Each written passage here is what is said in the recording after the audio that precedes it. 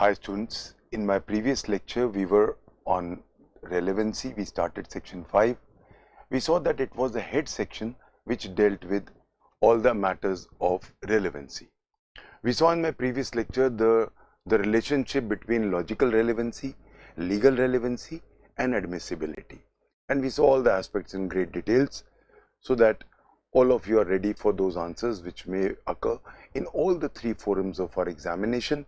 These are very, very important sections from our interview point of view and also from our mains, and even in prelims we have got a lot of questions. We now come to section 6.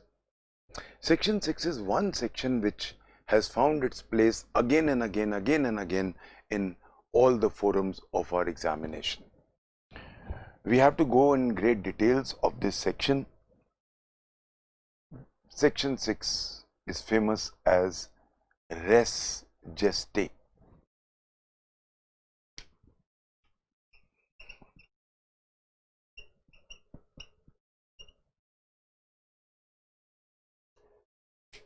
You know, the word res gestae has not been used in this section at all. Res gestae is a Latin term which basically means thing done. ये question भी prelims में आया हुआ है. What is the meaning of the word res gestae? You know, the word res gestae, as I told you, being a Latin term, it's a noun which basically means things done. The origin of this concept and term came up somewhere around 1610. It is basically a rule of evidence. Res gestae is one of the most important topics of Evidence Act, and as I told you, we find it again and again in various stages of our examinations. Let's go to the very basics. Since we can have a complete question of 15 to 20 marks on res gestae in various aspects, I'm going to discuss each and every aspect threadbare on res gestae. Before I'll make you write, because this is one topic which I guess I'll have to give a lot of dictations because of the importance of this section. Now, you know, first we must understand the concept. Then I'll make you understand, write. First, let's completely understand concept क्या है res gestae का. You know, जो section 6 से शुरू हो गया, section 5 ने एक बेसिक चीजें बता दी कि वही चीजें रेलेवेंट होंगी जो अब हम बता रहे हैं, end of no others. Section 6 से लेकर सेक्शन 11 तक जनरल रेलेवेंसी से, general matters of relevancy. Section 12 से स्पेसिफिक चीजों की रेलेवेंसी शुरू हो जाती है. फॉर एग्जाम्पल सेक्शन 12 में डैमेजेस आ जाएगा, 13 में कस्टम्स आ जाएगा वगैरह. जब हम कहते हैं जनरल रेलेवेंसीज, तो सबसे इंपॉर्टेंट रेलेवेंसी कौन सी है? कौन सी चीज, कौन से एविडेंस हम मानेंगे कि सबसे ज्यादा रेलेवेंट है? अगर हम कोई भी एक एक्ट को पकड़े, कोई भी एक्ट ले लो, सबसे इंपॉर्टेंट चीज कब होती है? जब वो एक्ट हो रहा होता है, when that act is in progress. एक मर्डर का केस ले लो. The fact in question is whether A has murdered B. सबसे इंपॉर्टेंट एविडेंस कौन सा होगा? जब A B का मर्डर कर रहा था, उस टाइम पे क्या क्या हुआ?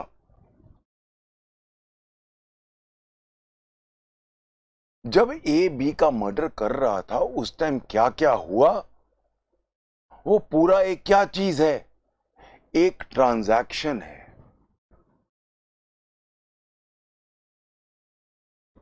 ट्रांजैक्शन ये तो है नहीं कि सीधा गन निकाली और जब जहां से ए ने गन निकाली और बी को कहा मर और गोली चलाई, उतना है. Transaction cannot be taken as the last act. A B का मर्डर करने आया,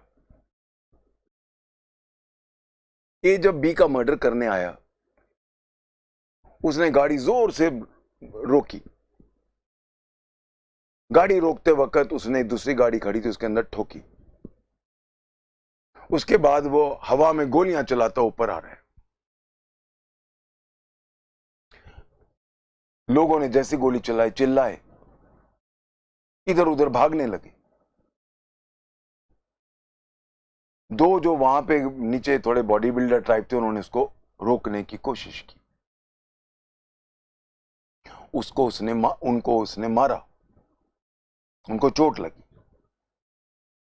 सीढ़ियों के ऊपर आया, सीढ़ियों से स्टूडेंट्स नीचे जा रहे थे।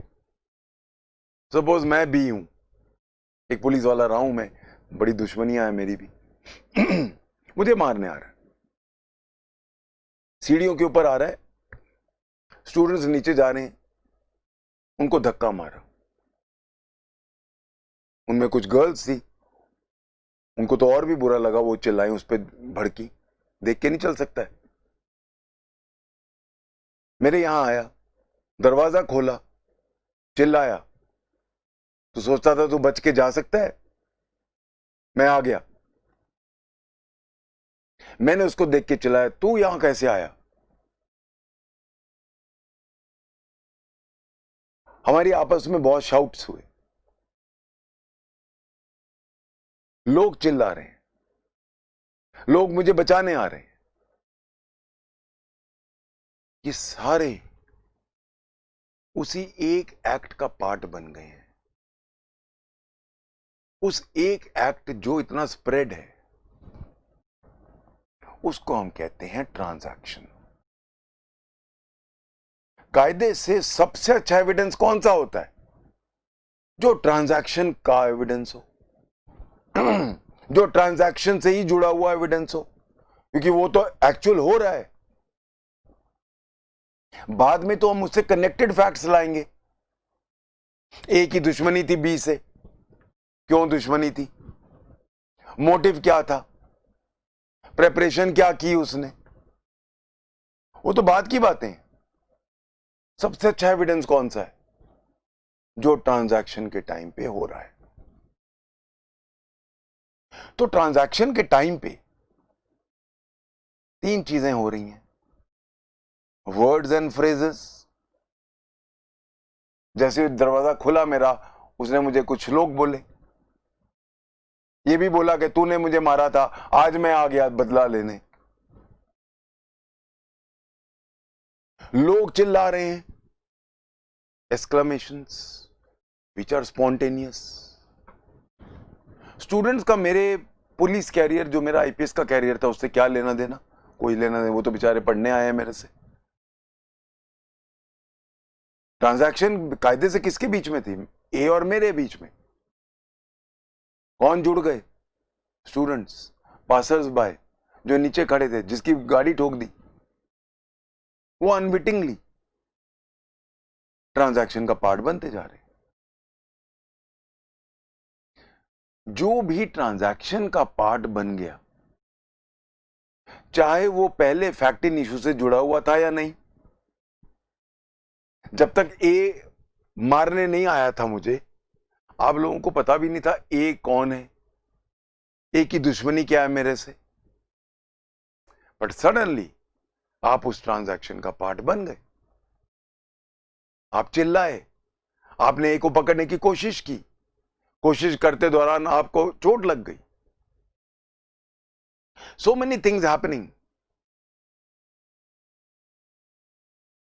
So transaction is not only restricted to the last part. जब ए ने गोली निकाल के मारी, ट्रांजैक्शन वहां से शुरू नहीं होता है। ट्रांजैक्शन शुरू होता है जब कायदे से एक इंटरकनेक्टिविटी इतनी स्पॉन्टेनियस, इतनी क्लोज होती है कि वो अब पूरा एक ट्रांजैक्शन के रूप में आता है। That means there has to be proximities of time, proximity of place. ये चीजें जरूरी हैं, तभी तो जुड़ेगा। ये सारी चीजें मिलके बनाती हैं जो हम वर्ड एक यूज करते हैं, ट्रांजैक्शन। ट्रांजैक्शन ही तो मेन चीज होती है। ए ने बी को गोली मार दी, उस दौरान जो जो हो रहा है वो तो मोस्ट इंपॉर्टेंट एविडेंस है। तो सेक्शन 6 जो पहला सेक्शन बनता है रेलेवेंसी का, वो शुरुआत कहां से करता है? जो सबसे इंपॉर्टेंट एविडेंस है।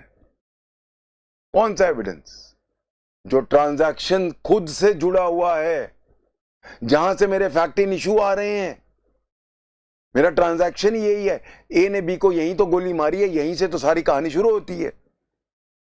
तो जहां से सोर्स है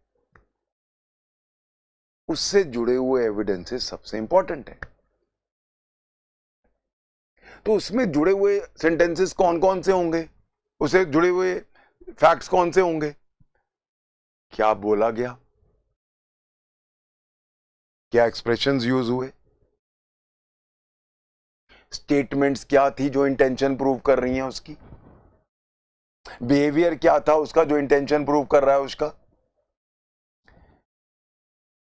एक्सक्लेमेशंस क्या थे लोगों के और जो पार्टीज इन्वॉल्व थी उनके। ये सबसे अच्छा एविडेंस है, क्योंकि ये मौके का एविडेंस है। इसीलिए हम इसको सबसे पहला सेक्शन बना रहे हैं। यहां से हम रेलेवेंसी शुरू कर रहे हैं। इसीलिए सेक्शन 6 सीधा सोर्स से शुरू करता है, जो उसका मेन सोर्स है एविडेंस का, जहां से आए, जो मेन जुड़ा है, जहां से मेरा फैक्ट इन इशू आ रहा है, उस चीज की रेलेवेंसी सबसे पहली है।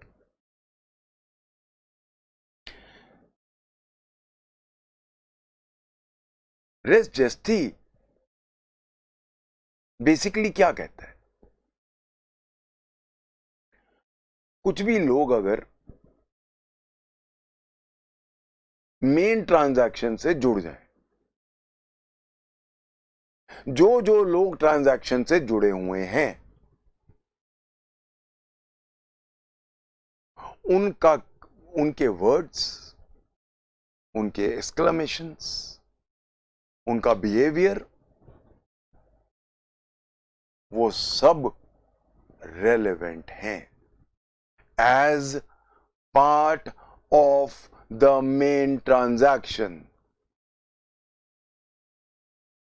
कहानी यहीं से शुरू हो रही है। तो जहां शुरुआत है,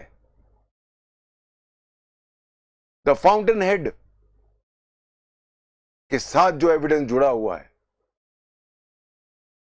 वो तो बहुत अच्छा एविडेंस है। ऐसा एविडेंस जो ट्रांजैक्शन में चाहे पार्टीज ए और बी के साथ जुड़ गया, या वो लोग जो कनेक्टेड नहीं थे मेरे इशू में वो भी जुड़ गए। सीढ़ी से जो उतर रहे थे उनको क्या लेना देना था ए और बी के बीच में? धक्का पड़ा। जो बाहर नीचे दो बॉडी बिल्डर से उन्होंने इसको रोकने की कोशिश की, उनका क्या लेना देना था ए और बी से? कुछ नहीं। बट वो पार्ट बन गए ट्रांजैक्शन का। जब उसने जोर की गाड़ी रोकी और अगली गाड़ी में ठोक दी, वो पार्ट ऑफ द ट्रांजैक्शन बन गया।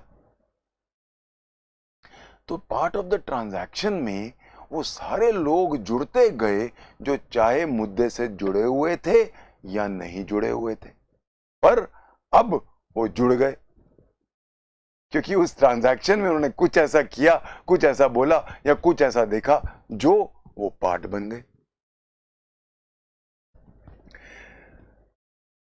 क्यों हम इसको अलग सेक्शन बना रहे हैं? क्योंकि हम शुरुआत कर रहे हैं मोस्ट कंसंट्रेटेड एविडेंस से डाइल्यूशन पे जाएंगे। सेक्शन 6 जो है makes relevant the very fountainhead of the entire aspect. जो मेन हिंदी में क्या कहते हैं, स्रोत हमारा यही है,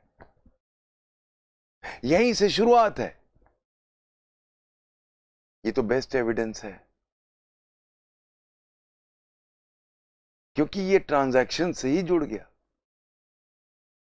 what is the effect? Effect ये हो गया कि अगर ये प्रूव हो गया कि ये एविडेंस रेस जेस्टी है, ये एविडेंस मेन ट्रांजैक्शन से जुड़ा हुआ है, तो वो evidence most reliable, most dangerous evidence है। इफेक्ट क्या है रेस जेस्टी का? A judgment can be based on evidence which forms part of res gesti. अगर वो फैक्ट इन इशू को क्लिंच करता हो, वो काफी है। सो रेस जेस्टी का जो दर्जा है, इट इज द हाईएस्ट। इसीलिए अगर मुझे मैं एक पुलिस वाला रहा हूं, कितने डेकेड्स रहा हूं, अगर हमें कोई रेस जेस्टी मिल जाता था, अगर हमें कोई मिल जाता था मौके का एविडेंस, हम हमेशा सोचते थे हमारा केस हम जीत जाएंगे, प्रोसिक्यूशन जीत जाएगा, बिकॉज कोई ट्रांजैक्शन में जुड़ा हुआ है, वो तो मतलब चश्मदीद है, he is present on the spot. उससे बेटर हमें एविडेंस कहां से मिलेगा? दिस इज द वाई, क्यों सेक्शन 6 अलग बनाया हुआ है हमने, दिस इज द रीजन। ये तो था पहला पार्ट। अब एक क्वेश्चन उठता है मेरा, हम इसको कितना स्पॉन्टेनियस रखें? किस चीज को हम ला सकते हैं? जो बेसिक वर्ड्स हैं रेस जेस्टी के, जो फैक्ट हम अभी ला रहे हैं, वो हमारे मेन ट्रांजैक्शन का जुड़ा हुआ मुद्दा है, स्पॉन्टेनियस है, इमीडिएट है। So spontaneity and immediacy are the twin factors which will determine res gestae. अगर जब मैं कहता हूं स्पॉन्टेनियस, ओ ये क्या हो रहा है, ओ मार देगा अभी को, गोली चलाई, सोचने का टाइम नहीं है। What is spontaneous, what is immediate? सोचने का टाइम नहीं है। सोचने का टाइम दे दिया तो मैं उसमें कुछ डिस्टॉर्शन कर दूंगा। डिस्टॉर्शन करने का टाइम नहीं था, ये बेस वर्ड है। There was no time to distort, there was no time available to me to think, add, subtract और distort। वो चीज इतनी स्पॉन्टेनियस है कि उसके अंदर कोई मेरी अपनी तरफ से नमक मिर्च नहीं लगाया। तो जहां एक लड़की का रेप हुआ, जब वो उसका एक्ट, अनफॉर्चुनेट एक्ट चल रहा था, और वो जो चिल्ला रही थी, वो रेस जेस्टी है। पर रेप के बाद वो 3-4 घंटे बाद अपने माँ के पास गई, रोते रोते बताया कि माँ मेरे साथ ये हुआ, वो रेस जेस्टी नहीं है। क्यों? टाइम गैप आ गया। टाइम गैप आने से मैं उसको डिस्टॉर्ट कर सकता हूं। मेरे पास सोचने का वक्त मिल गया। जहां सोचने का वक्त मिल जाए, वो रेस जेस्टी से बाहर हो जाता है। सोचने का वक्त कितना मिला? You know, we have a plethora of judgments on this. This whole concept of res gestae जब पहली बार आया था और अब तक, you know, there has been a sea change. In the initial stages, minutest अगर आपको टाइम गैप आ गया तो रेस्ट जस्टी का बेनिफिट नहीं मिलता था, तो हम उस एविडेंस को रेस्ट जस्टी नहीं मान सकते थे. That is why I am saying the whole concept of res gestae underwent a huge sea change.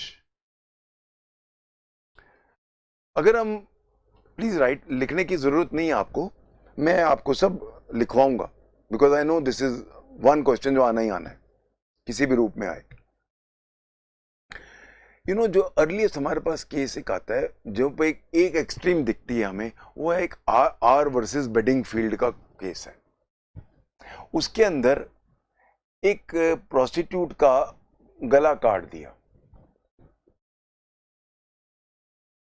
वो लड़की गला कटे हुए बाहर आई दूसरे कमरे में, और हैरी ने किया है कह के वो मर गई. ये एक बहुत ही सेलिब्रेटेड जजमेंट है. जस्टिस कॉकबर्न थे, उन्होंने कहा लड़की उस कमरे से इस टाइम कमरे तक आई, उसको सोचने का उसके पास वक्त था. अगर वहीं चिल्लाया होता डोंट हैरी मेरा गला मत काटो, और लोगों ने सुना होता, तो हम मान सकते थे, then we could have said yes.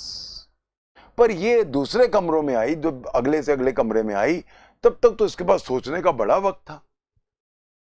हो सकता है काटने वाला ब्राउन हो, उसका नाम इसने हैरी कर दिया हो. सॉरी, इसको हम रेस्ट जस्टी का बेनिफिट नहीं देंगे. ये एक एक्सट्रीम है. This is one extreme. Aahista Aahista ये चीज थोड़ी डाइल्यूट होती गई.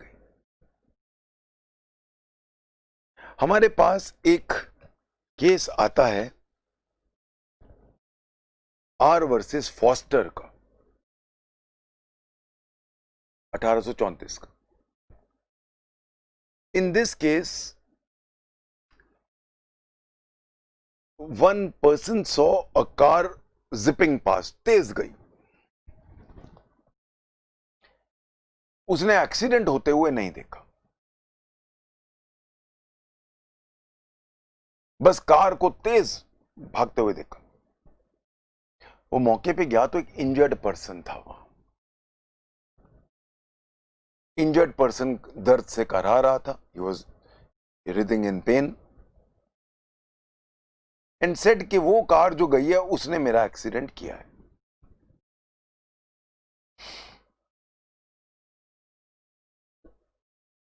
इस केस में जो ये गवाह बना, उसने देखा नहीं था एक्सीडेंट.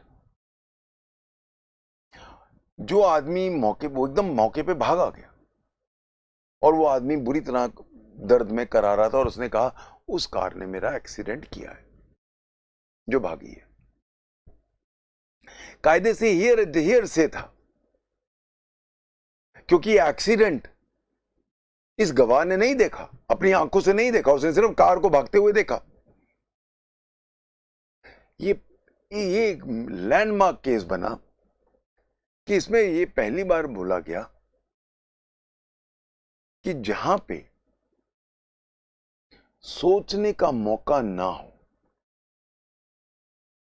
जहां पे हालात ऐसे हों कि साफ दिखता हो कि सोचने का मौका नहीं मिला, कंकॉक्ट करने का, डिस्टॉर्ट करने का मौका नहीं मिला, तो हम इसको डिस्पाइट द फैक्ट कि ये हियर से एविडेंस है, उसने अपने आप अपनी आंखों से एक्सीडेंट नहीं देखा था. So despite the fact that this is hearsay, still we will allow it as res gestae.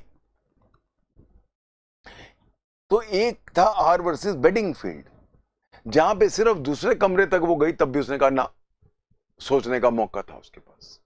और एक ये जहां एक्सीडेंट उसने देखा नहीं, तेज कार जाती देखी, फिर वो वहां मौके पे भागा तो वो गिरा हुआ था, चोट में था, बहुत बुरी तरह चोट लगी हुई थी। उसने दर्द में रोते रोते कहा वो आदमी मार गया, वो गाड़ी मार गई। तो कायदे से there has been a dilution, और ये कॉमन सेंस की बात है कि this is a more acceptable way. इसका दूसरा, इसके बाद हमारे पास बड़े इंपॉर्टेंट दो और आते हैं।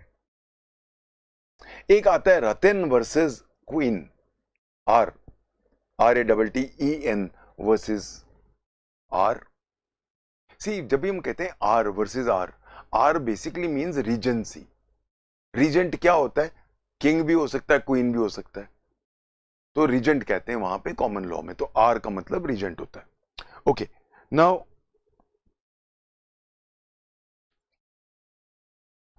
आर वर्सेस रीजेंट में, रतन में, RATTEN रतन, इस केस में क्या हुआ था, एक लड़की का फोन गया पुलिस को। पुलिस ने फोन उड़ा, हेलो, उसने कहा मेरा पति मुझे मारना चाहता है। उसके बाद फोन कट गया। थोड़ी देर बाद हस्बैंड ने रिपोर्ट किया कि मेरी वाइफ एक गन को साफ कर रही थी, एक्सीडेंट से गन गोली चल गई और वो गोली से मर गई, एक्सीडेंट से। Now the fact that she had called up the police, अगर कोई वैसे इंजर्ड होता तो आदमी अस्पताल को फोन करेगा, पुलिस को थोड़ा ना करेगा। तो she had called up the police was taken as a part of the transaction, and now this phone call was taken as a part of res gestae. इसका अगर हम इंडियन काउंटर पार्ट देखें तो एक हमारे पास Ratan Singh versus state of Himachal Pradesh है, और भी बहुत सारे मैं अभी शेयर करूंगा आपसे। In this case also what happened कि एक औरत को गोली लगी, वो औरत जोर की चिल्लाई, गोली सुनते ही वो औरत अभी गिरी रही थी, लोग भागे, नेबर भागे, नेबर उसके पास पहुंचा और वो गिरी, पेन में थी, उसने कहा मुझे फलां फलां मार के भाग गया। देखो, आप कंपेयर करो बेडिंगफील्ड को और रतन सिंह को, सेम है। वो उसका गला काटा था, वो बाहर निकल के उसने कहा हैरी, यहां पे उसको गोली मारी थी, बस गिर रही थी, नेबर फटाफट आ गया, मरते वो मर रही है और बुरा हाल है, और वो कहती है इसने मारा। सुप्रीम कोर्ट हेल्ड यहां पे जो उसके हालात थे, जिस तरह वो बिहेव कर रही थी, जिस तरह उसने बोला, उसे क्लियर नजर आता है that this woman did not have time और opportunity to concoct, to distort, hence this can be taken as res gestae. इसीलिए जो क्वेश्चन आता है, res gestae is an exception to hearsay, यहीं से बनता है, पूरा क्वेश्चन बनता है। और इसमें आप सीधा आर वर्सेस फॉस्टर से शुरू करोगे, रतन वर्सेस आर पे जाओगे, और फिर रतन सिंह वर्सेस हिमाचल प्रदेश को लेके आओगे।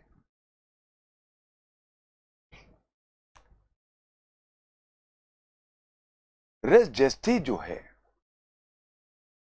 वो बेसिकली एज ए सेड एक ट्रांजैक्शन पे बेस्ड होता है। Whoever becomes a part of the transaction, उसका एविडेंस रेलेवेंट है। एविडेंस एक्ट जो है section 6, as I told you, it does not use the word res gestae anywhere. Transactions section 6 में दो तरह के हैं,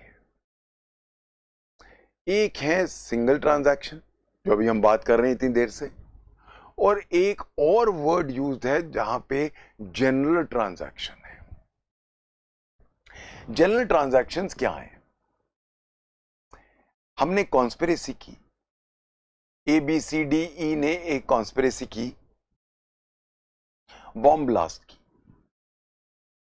कि 4 बजे हम बॉम्ब ब्लास्ट करेंगे मुंबई में, 5 बजे हम करेंगे दिल्ली में, 6 बजे करेंगे हम कलकत्ता में, 7 बजे हम करेंगे पुणे में।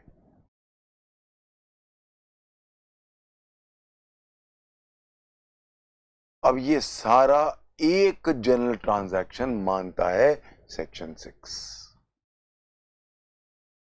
सेक्शन 6 कहता है कि 2 तरह के ट्रांजैक्शंस हैं। एक वो ट्रांजैक्शन जो हम पहले डिस्कस कर रहे थे, ए बी को मारने आया, सिंगल ट्रांजैक्शन। और दूसरा टाइप का ट्रांजैक्शन है जहां पे जनरल ट्रांजैक्शन जो नाम दिया हुआ है, जिसके अंदर वेरियस एक्ट्स हैं, चाहे प्रॉक्सिमिटी ऑफ टाइम नहीं है, चाहे प्रॉक्सिमिटी ऑफ प्लेस नहीं है, बट प्रॉक्सिमिटी ऑफ इंटेंशन है। तो please remember, section 6 deals with 2 types of transactions: single transaction and general transaction. I hope कुछ I have been able to make sense of whatever I have been teaching you. हमेशा याद रखना है, race zesty का concept क्यों बना था? कि वो लोग जो मेन मुद्दे से जुड़ गए, मेन ट्रांजैक्शन से जुड़ गए, than anything done. And thing done के अंदर क्या क्या आता है? वर्ड जो बोले, फ्रेजेस जो बोले, एक्सक्लेमेशन जो किए, बिहेवियर जो किया, वो सारा not only of the persons concerned, but also of those persons who were not connected with the main fact in issue. Students जैसे मेरे ए और बी के फैक्ट इन इशू लड़ाई में कनेक्टेड नहीं थे। अगर जंगल में ए और बी मिलते तो कोई और बीच में आता ही ना। उन सब का वर्ड्स, बिहेवियर, एक्सक्लेमेशंस, अगर कहीं इंटेंशन नजर आ रही है, वो सारा कुछ रेस जेस्टी की तरह रेलेवेंट हो जाता है। I hope everybody is understood concept क्या है। Now this, we had just discussed what is a concept. Now I'll start dictating and making you write all these things. Let's start writing section 6 के बारे में।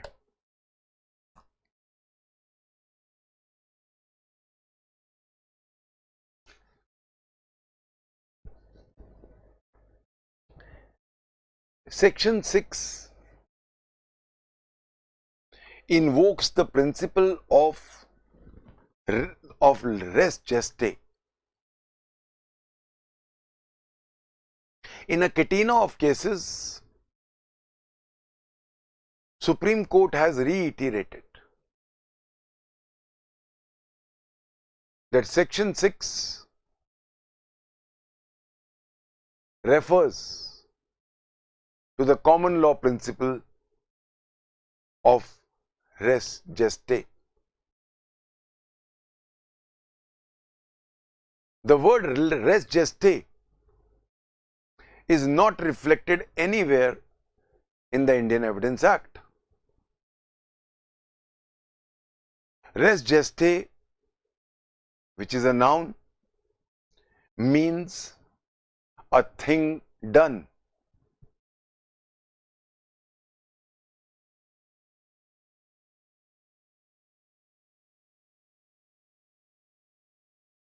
A broad definition of res gestae can be given as under: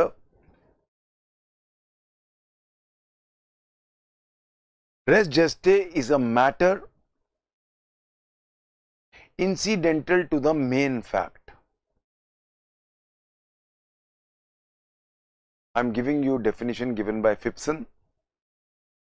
Res gestae is a matter incidental to the main fact and explanatory of it. Main fact का incidental है, उसी से निकल रहा है और उसको एक्सप्लेन भी कर रहा है। So res gestae is a matter incidental to the main fact and explanatory of it, including acts and words which are so closely connected therewith to form a part of the transaction itself are contemporaneous with the main fact and serve to illustrate its character. So res gesti is a matter incidental to the main fact and explanatory of it, including acts and words which are so closely connected therewith to form a part of the transaction itself are contemporaneous with the main fact and serve to illustrate its character. There is a distinction to be made between the bare facts in issue and the issue of circumstances and facts which surround them. These are beautiful lines. Phipson is my all-time favorite in Evidence Act. There is a distinction to be made. What is a bare fact in issue? A ने B को गोली मारी, बस. So there is a distinction to be made between the bare facts in issue and the issue of circumstances and facts which surround them. These surrounding circumstances are called res gestae. If they are contemporaneous with the main fact. Chamberlain says, Chamberlain, Chamberlayne, Chamberlain says, res judicata should be so connected with the main fact in issue as to form one transaction. And they are part of the act itself.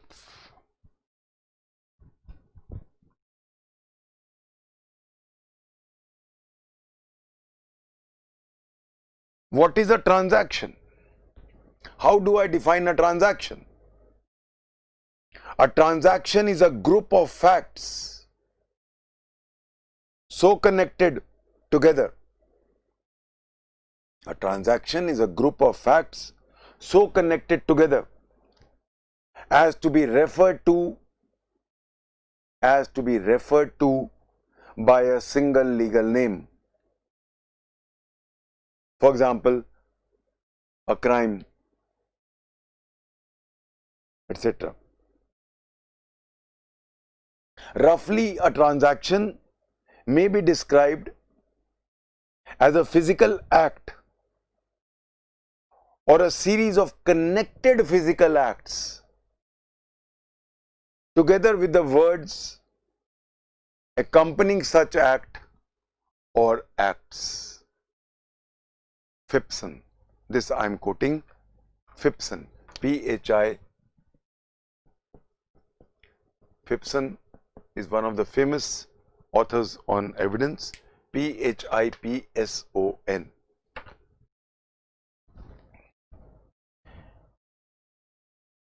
How does the Honorable Supreme Court clarify this concept? G. Vijayvardhan Rao versus State of Andhra Pradesh, 1996 Supreme Court. I quote, "The principle of law embodied in Section 6 Indian Evidence Act is usually known as the rule of res gestae, which is recognized in English law. The essence of the doctrine is that a fact which, though not an issue, is so connected with the fact in issue as to form part of the same transaction becomes relevant by itself. This rule is, roughly speaking, an exception to the general rule that hearsay evidence is not admissible. The rationale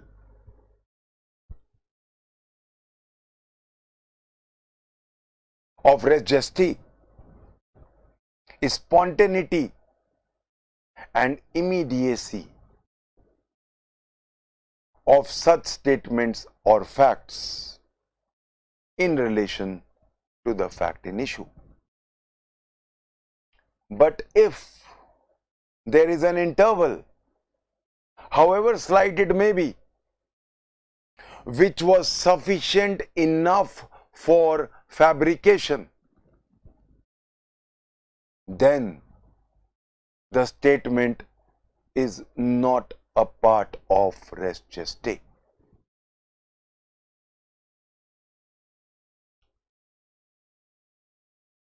The concept of res geste has undergone a sea change.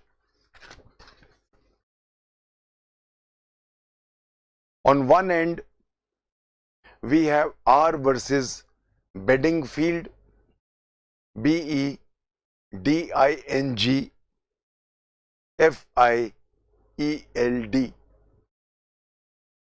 R versus Bedingfield, 1879, where the fact that the deceased had made a statement in the other room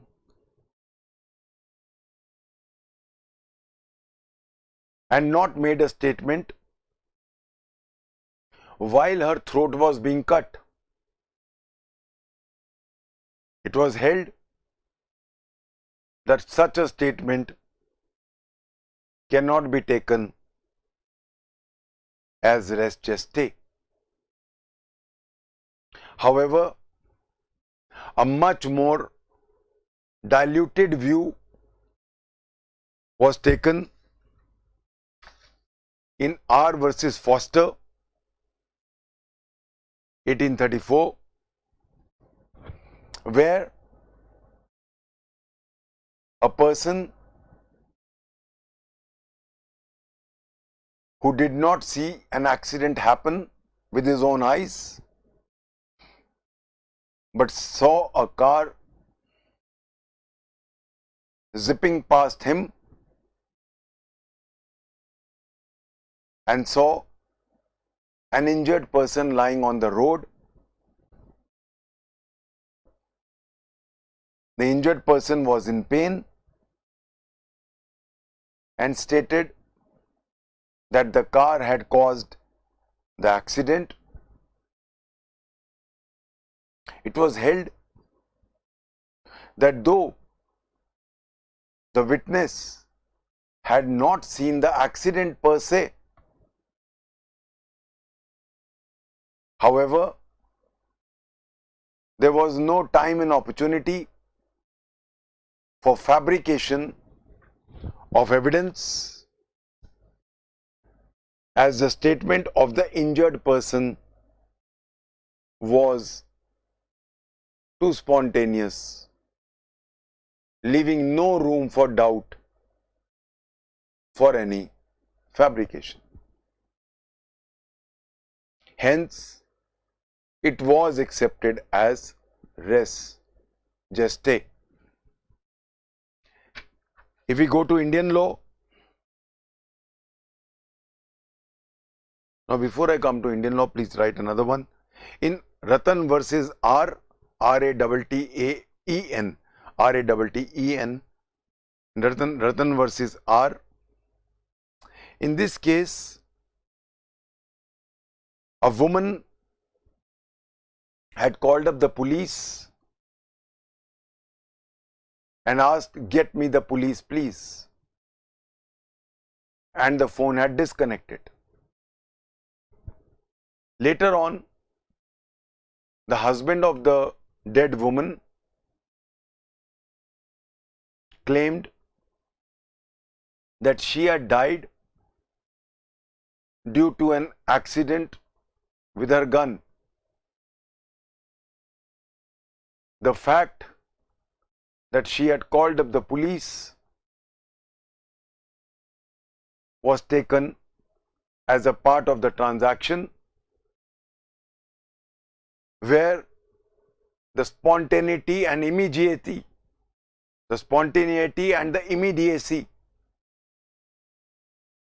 was beyond question, and hence it was given the benefit of being a part of res gestae.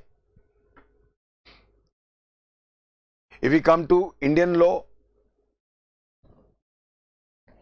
we have the famous case of Ratan Singh versus State of Himachal Pradesh, 1997 Supreme Court.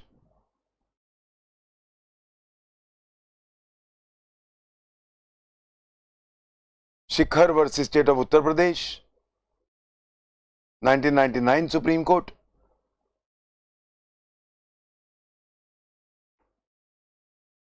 Vijayvardhan Rao versus State of Andhra Pradesh, 1996 Supreme Court, and a catena of other cases.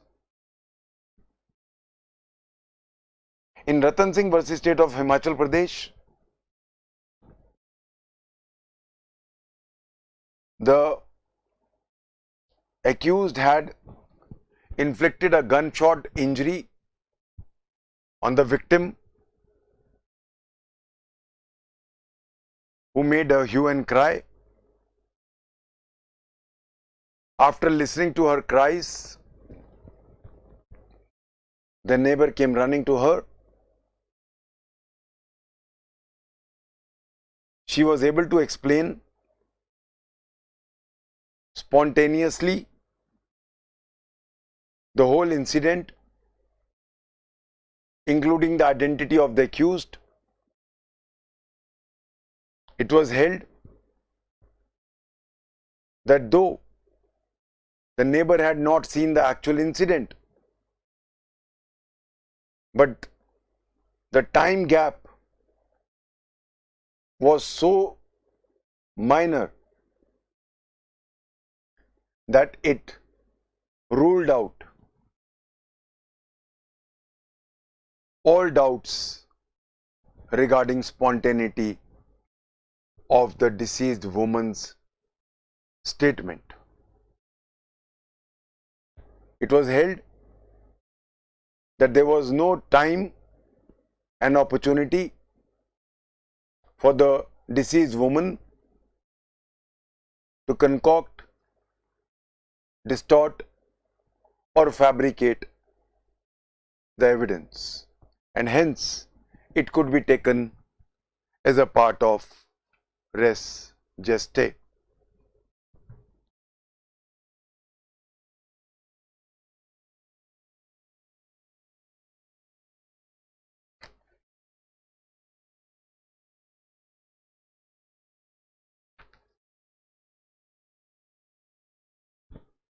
Now, next, please write down.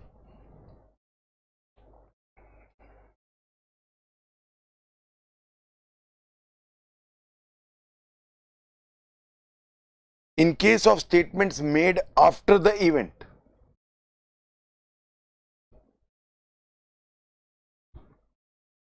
जैसे कि ये रतन सिंह का case है, after the event बोल रही है वो.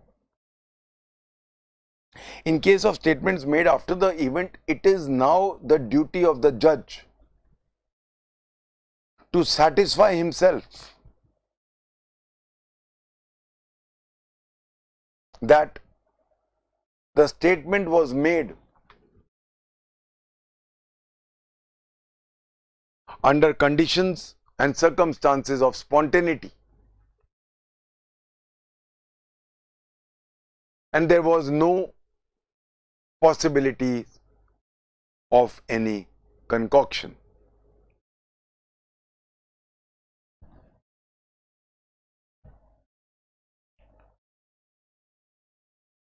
What is the test of admissibility of res gestae? Next heading which I give, what is the test of admissibility of res gestae? First test,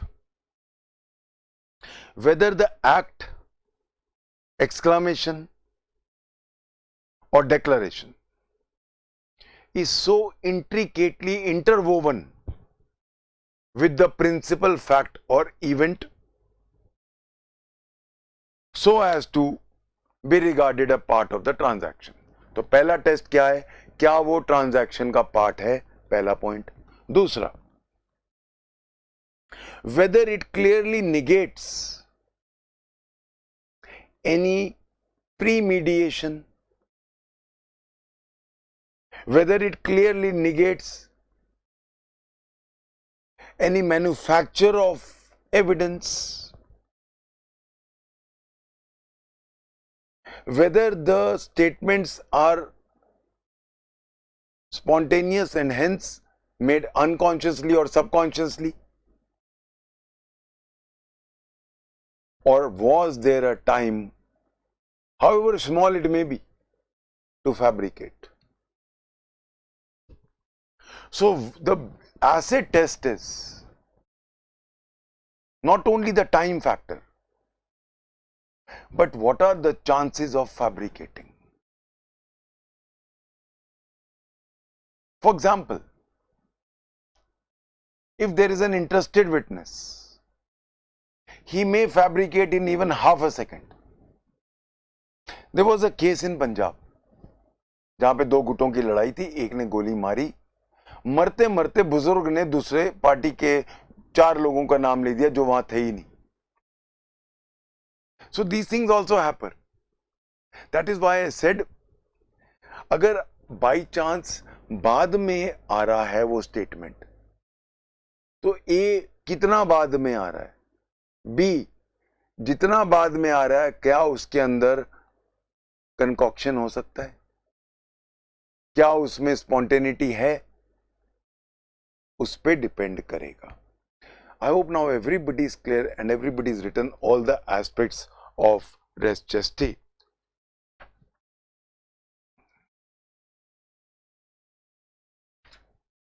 Okay, now that we are clear on these aspects, we go to the second type of transaction. For this purpose, first let's go to the Bare Act. Section 6. Facts which, though not in issue, are so connected with a fact in issue as to form a part of the same transaction. जो अभी हमने पढ़ा, same चीज है. So facts which, though not in issue, get so connected with the fact in issue as to form part of the same transaction are relevant. Whether they occurred at the same time and place, single transaction, or at different times and places, दूसरे type का transaction called the general transaction. इसके अंदर हमारे पास 4 illustrations हैं. Let's take up the first illustration. First illustration deals with a single transaction. A is accused of the murder of B by beating him. Whatever was said or done by A or B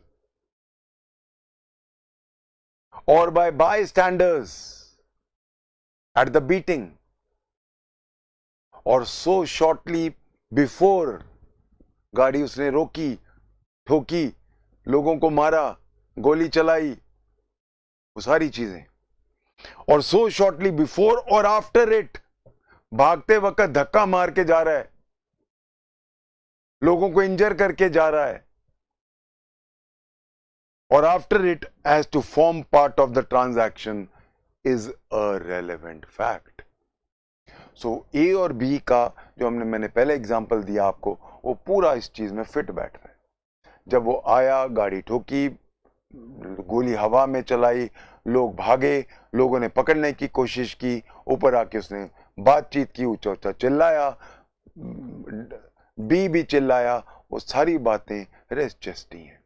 उसके बाद वो भागा, भागते वक्त दो लोगों में टकरा के तेज गाड़ी चला के गया, दो गाड़ियों में ठोकता ठोकता भागता गया।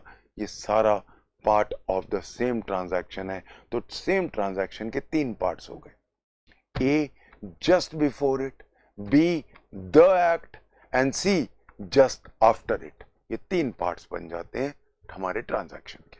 अब उसमें वो लोग ए और बी जो मेन मुद्दे से जुड़े हुए थे, और वो लोग जिनका कोई लेना देना नहीं था मेन मुद्दे से, बट वो ट्रांजैक्शन से जुड़ गए अपने बिहेवियर से, अपने एक्ट से, अपने वर्ड से, अपने एक्सक्लेमेशन से, वो सब इसमें पार्ट ऑफ द ट्रांजैक्शन बन गए।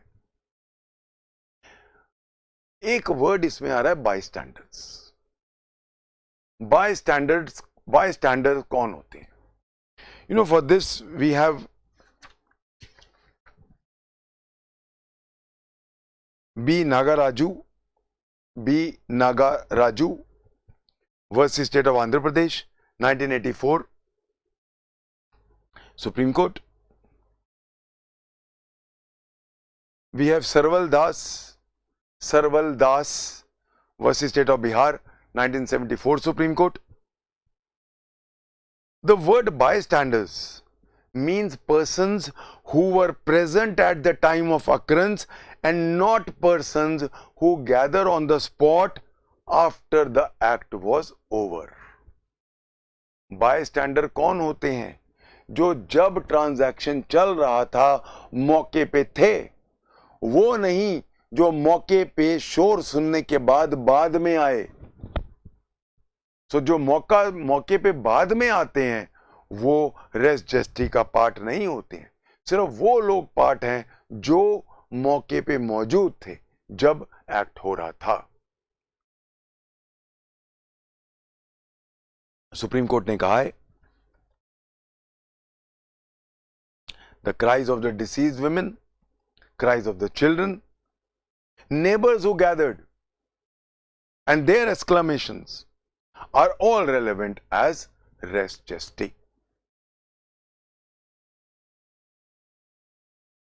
Second part is general transactions. I think I've run out of time. So I'll take it up from here tomorrow. I hope everybody is clear on the principle of res gesti. I hope it is not a difficult concept for you now. I've tried to make it very simple. We'll take it up from here tomorrow. Thank you. God bless.